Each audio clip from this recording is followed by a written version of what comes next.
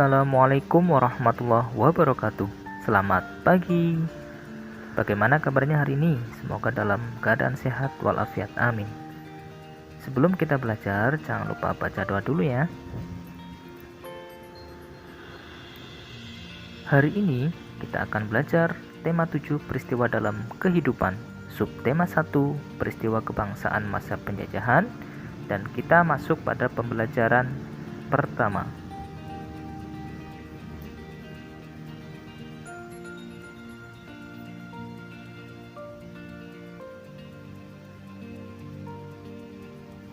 Perhatikan gambar berikut ini. Gambar berikut merupakan gambar cengkeh.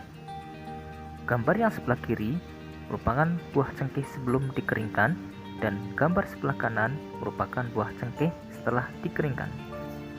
Cengkeh merupakan salah satu jenis rempah-rempah yang banyak dijumpai dan tumbuh di bumi Indonesia.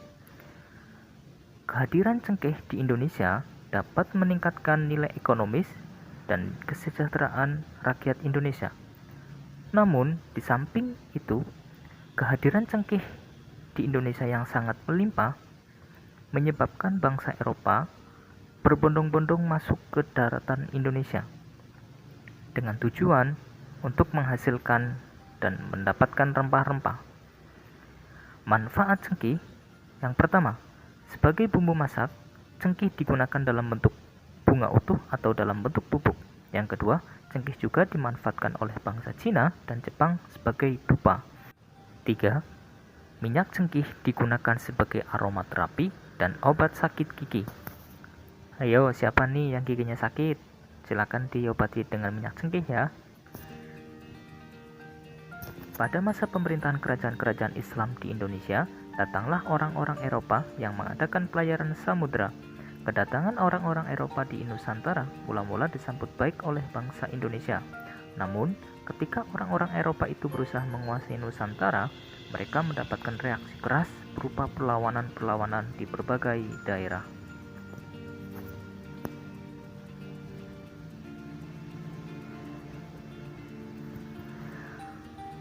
Mulai akhir abad 15, bangsa Eropa berusaha melakukan penjelajahan samudera. Portugis pertama kali mendarat di Malaka pada tahun 1511, kemudian disusul oleh bangsa Eropa atau bangsa Barat, yaitu Spanyol yang mendarat di Tidore, Maluku pada tahun 1521, dan disusul lagi oleh Belanda pertama kali mendarat di Pelabuhan Banten pada tahun 1596.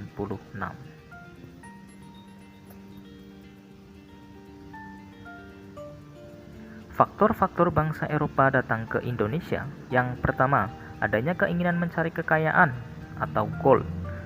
Kedua, adanya keinginan menyebarkan agama atau gospel. 3, adanya keinginan mencari kejayaan atau glory. Dan yang keempat, perkembangan ilmu pengetahuan dan teknologi. Pertama, adanya keinginan mencari kekayaan atau gold. Kekayaan yang mereka cari terutama adalah rempah-rempah. Sekitar abad 15 di Eropa, harga rempah-rempah sangat mahal. Harga rempah-rempah semahal emas. Rempah-rempah dibutuhkan untuk industri obat-obatan dan bumbu masak.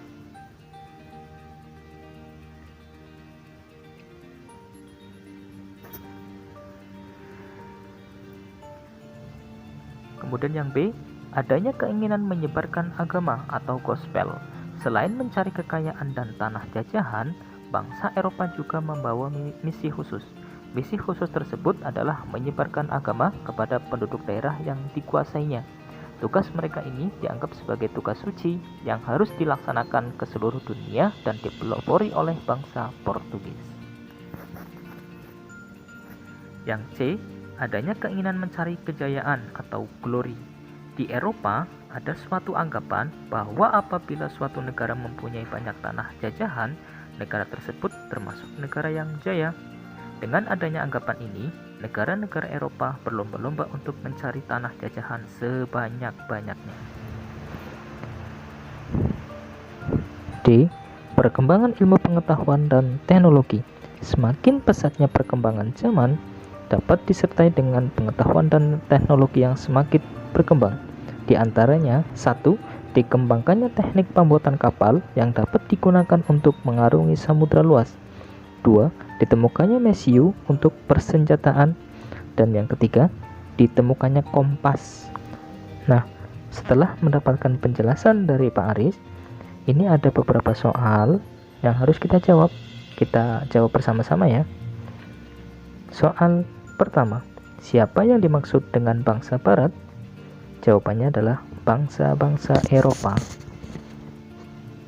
2. Apa faktor yang melatar belakangi bangsa-bangsa Eropa melakukan penjajahan di Indonesia? Jawabannya adalah ingin menguasai hasil rempah-rempah. 3. Kapan bangsa Barat mulai melakukan penjelajahan samudra? Jawabannya adalah tahun 1511.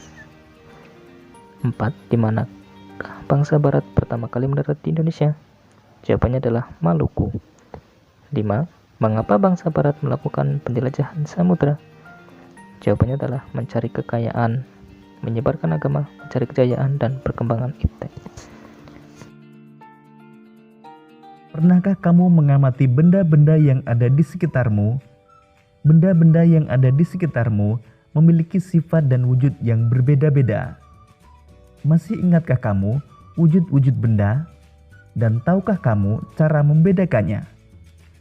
Salah satu cara membedakan wujud benda adalah dengan mengetahui sifat benda tersebut. Sekarang mari kita pelajari sifat-sifat benda. Sifat-sifat benda. Benda-benda yang ada di sekitar kita digolongkan menjadi 3, yaitu benda padat, benda cair, dan benda gas.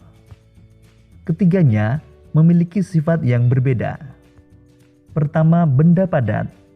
Contoh benda padat di sekitar kita antara lain batu, kayu, dan batu bata.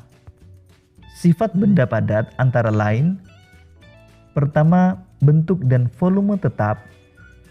Kedua, dapat berubah bentuk dengan diberi perlakuan tertentu. Misalnya diberi panas, diberi tekanan tinggi, atau diberi perlakuan fisik seperti menggunting, menekan, melipat, atau menyobek. Kedua, benda cair. Contoh benda cair di sekitar kita antara lain air, minyak goreng, dan madu. Sifat benda cair antara lain: pertama, bentuk sesuai wadahnya. Kedua, volume benda cair tetap. Ketiga, mengalir ke tempat yang lebih rendah. Keempat, permukaan benda cair yang tenang selalu datar. Kelima, dapat melarutkan benda.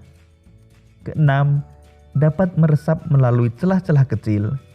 Dan ketujuh, menekan ke segala arah. Ketiga, benda gas.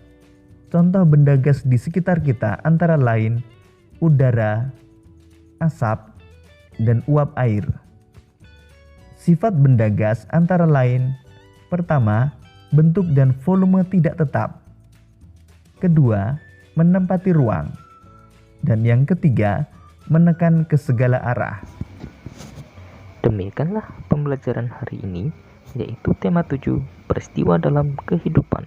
Subtema 1, peristiwa kebangsaan masa penjajahan, pada pembelajaran 1. Menarilah dan terus tertawa, walau dunia